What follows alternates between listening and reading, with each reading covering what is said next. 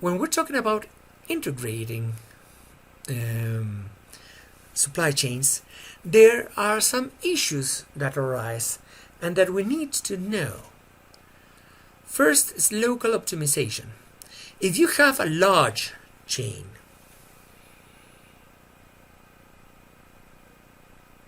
what happens if every link of the chain is trying to optimize its performance? Well, sometimes, or better said, most of the times, you will get a suboptimal performance of the complete supply chain. You won't be able to achieve a Nash optimum. So local optimization is an issue that you need to know and keep in mind when you're working with an integrated supply chain. Also, you must understand the incentives that arise and that will need to be managed according to this problem of local optimization. Sales incentives. The sales representatives are have the incentive to sell as much as they possibly can. Yes, but what happens if they sell more than we can produce? Or if more than what's economically viable for us to produce? What happens with quantity discounts? Sometimes this creates a fictional demand that affects our complete supply chain. Quotas, where we only send up to a certain amount, also distort the information, and promotions that are very closely related to quantity discounts. In this case, it would be price discounts. All these four affect the information. We try to produce by large lots because that's when we can decrease the cost, the unit cost, and thereby increase our contribution margin. Yes, but at the same time, if we produce in large lots, perhaps we cannot send them over by the truckload. The transportation capacity is not up to what we're producing. So the same effect that we had previously about balancing our production line, now we must apply it to the complete supply chain in order to balance the complete supply chain, taking into account the demand side on one part and the supplier side on the other. And that is not an easy exercise. A well-running system needs to be based on accurate information about how many products are truly being pulled through the chain. And all these distort that information.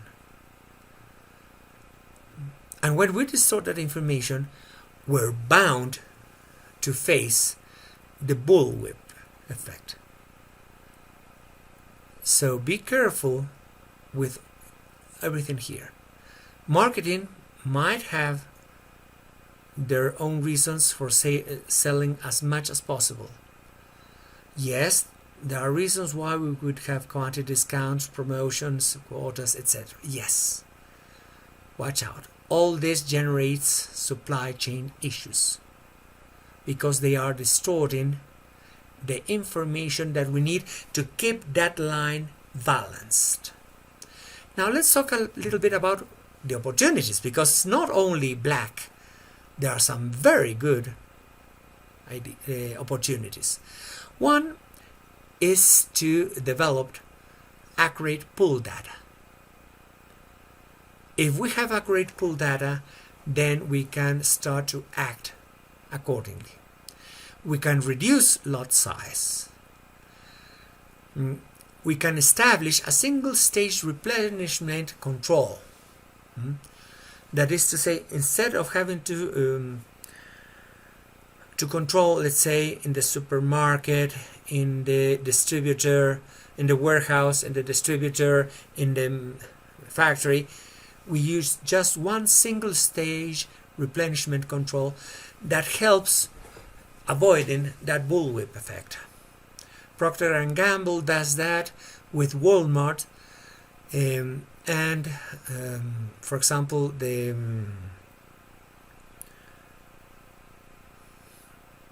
baby's diapers.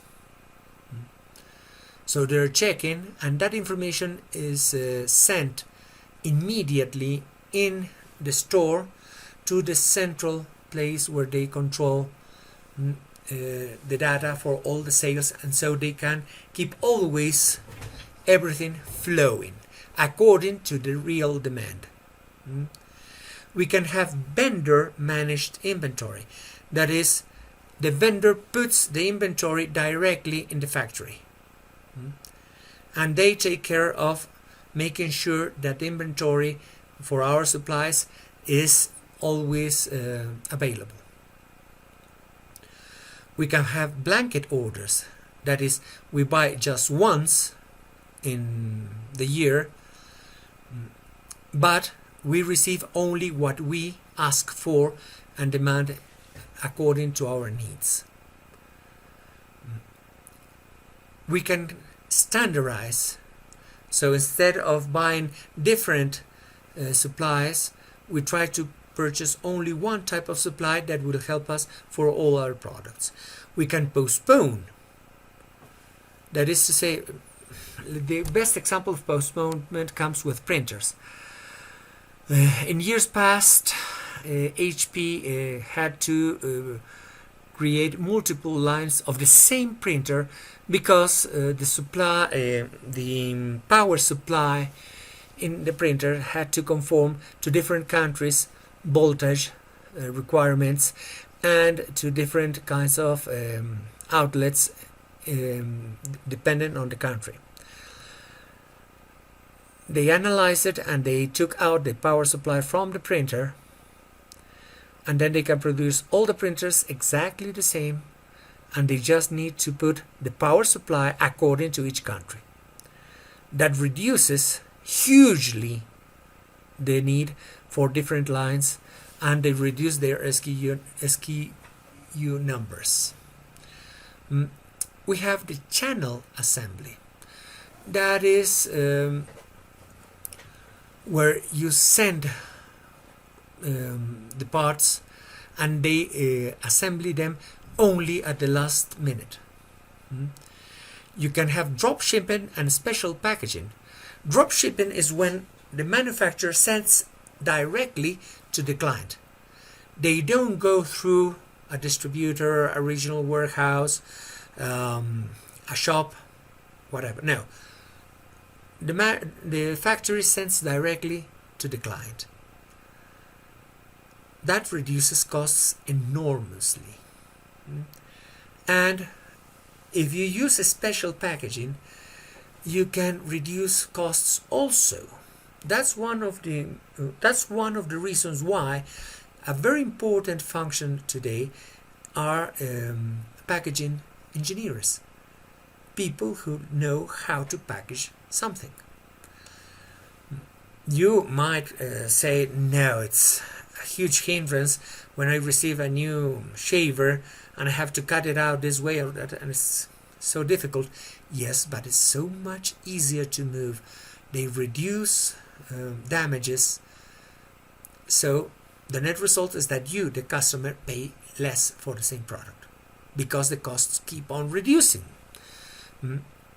And finally, we have what they call in the book pass-through facility, and which we have covered previously as cross-docks. The importance of cross-docking cannot be understated. Amazon is the biggest cross-docking facility of the world, but it's not the only one. Alibaba and others are exactly the same. Our lesson will continue in the next video.